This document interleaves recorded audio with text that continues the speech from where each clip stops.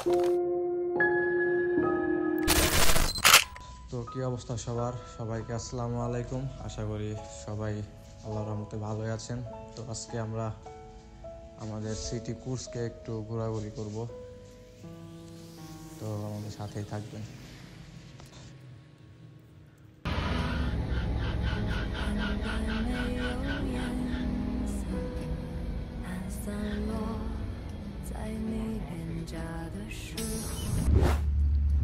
So it's our city Kursk. এটা হচ্ছে কুর্স্কের একদম সেন্ট্রাল সাইডে।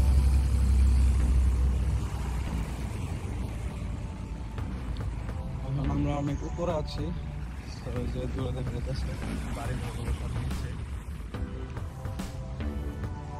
আমরা আছি উপরে। এটা maybe kind of power plant অথবা ব্রিক ফিল্ড, মানে বাংলাদেশে আমরা যা বলি ইট খোলা, বুঝছে maybe, I am not sure. আর এখান থেকে ভিউটা অস্থির, অসাধারণ লাগতেছে দেখতে। নিচে সব বাড়ি ঘর, আমরা উপরে।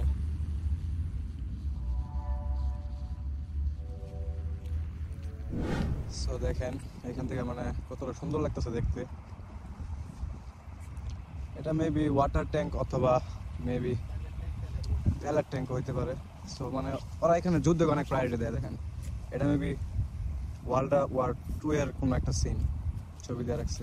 এই যে এখানে কুর্স্ক থেকে স্লোভাদা। আর আমরা এখন যে সিটিটাতে আছি, এই সিটিটা হচ্ছে মানে অনেক আগের একটা সিটি।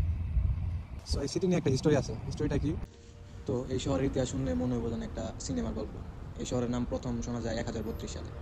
তখন এটা ছিল কিয়েভ রুশের একটা স্মল ফর্ট্রেস। তো ভাবুন তো তখনকার দিনে এখানে জীবন কেমন ছিল। তো তারপর 1400 শতাব্দীতে মঙ্গলরা এসে আবার শহরটা দখল করে। তখন এটা লিথুয়ানিয়ার অধীনে চলে যায়। বাট ইন 1508 কুর্স্ক আবার রাশিয়ার অংশ হয়ে যায়। তবে আসল জমজমাট গল্প শুরু হয় দ্বিতীয় বিশ্বযুদ্ধের পর। কুর্স্কে ঘটে যায় সবচেয়ে বড় ট্যাঙ্ক ব্যাটল অফ কুর্স্ক। তো এটা একদমই হেভি একটা কাণ্ড ছিল। Imagine thousands of tanks battling it out, ভাবতেই তো কেমন লাগে। তো যুদ্ধের পর কুর্স্ক আবার নতুন করে গড়ে ওঠে। তো এটা রাশিয়ার একটা important industrial and cultural hub. যেটাই হোক, এখান থেকে ভিউটা অনেক সুন্দর আসতেছে। এটা অনেক পুরাতন একটা সিটি। সিটিটা কিন্তু আসলে অতটা ডেভেলপ না মস্কো বা কাজান বা সেন্ট পিটার্সবার্গের মতো, কিন্তু ডেভেলপ না হইলেও আসলে সুযোগ সুবিধা কোনো কমতি নেই কোনো দিক দিয়ে। লোক সংখ্যা কম, পুরো সিটিতে মিলে কতজন, প্রায় 5-6 লাখের মতো মানুষজন আছে, কিন্তু তাও কোনো দিক দিয়ে কোনো সুযোগের অভাব নেই। রুলস সব কিছুই ঠিকঠাক। এটা একটা চার্চ। এখানকার সব চার্চগুলো দেখলাম আমি এরকম কাইন্ড অফ আকাশি colour. I don't know Y. এটা একটা মনুমেন্ট, জানি না কিসের, মেবি এই জায়গার প্রতিষ্ঠাতা বা কিছু একটা হবে। এটা কি নিয়ে দাঁড়ায় আছে? কাইন্ড অফ পিসের ফ্ল্যাগ। মেবি উনি শান্তি প্রতিষ্ঠাতা করছিল এখানে, এই জন্য ওনার মনুমেন্ট দাঁড়ায় করা হচ্ছে এখানে। রাশিয়া আসলে মানে খুবই ভদ্র কাইন্ড অফ করছে, সবাই শান্ত কথা বলবে। ওনারা জোরে কথা বললো, ওরা পছন্দ করে। সবাই একদম সাইলেন্টলি কথা বলে সব জায়গায়। দেখতে তো সুন্দর লাগতেছে। মেবি কাইন্ড অফ নায়ক ছিল, যোদ্ধা। হ্যাঁ, যোদ্ধা, ওয়ার্ল্ড ওয়ার 2 এর যোদ্ধা মেবি। সো এটা লাইক মেবি কোনো সরকারি কিছু একটা, যেখানে দেখা যাচ্ছে পতাকা। তো এটা কোনো মেবি সরকারি building, like government officials, kind of parliament. এটা তার সামনে একটা পার্ক কাইন্ড অফ।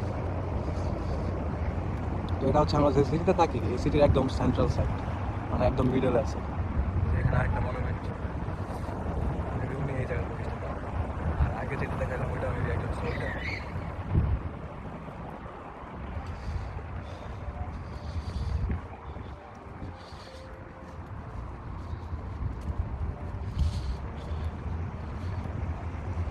সো আজকে যে ফ্যামিলি নিয়ে সবাই ঘুরতে বেরোয়েছে উইকেন্ডের জন্য।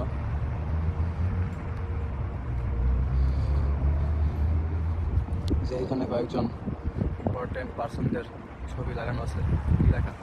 প্রজেক্ট নিবে রাজধানী বরোদা কুর্স্কা।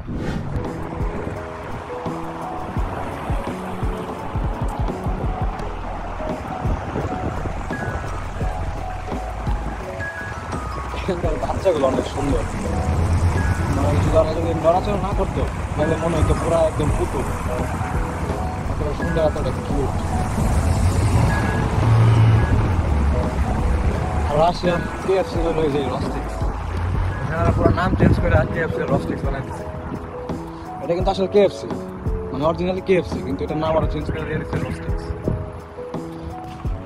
তো এটা হচ্ছে একটা ওপেন পার্ক। পার্কের গাছের পাতাগুলো সব মরে গেছে।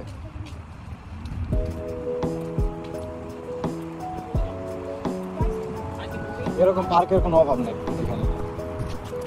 যে দাদু নাতিনদের নিয়ে ঘুরতেছে,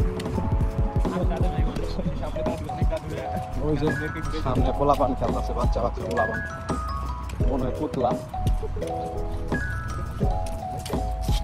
সবকিছু কেমন ঠান্ডার জন্য একবারে মরা মরা লাগতো। হ্যাঁ, যদি সামার থাকতো তাহলে চকচকা লাগতো।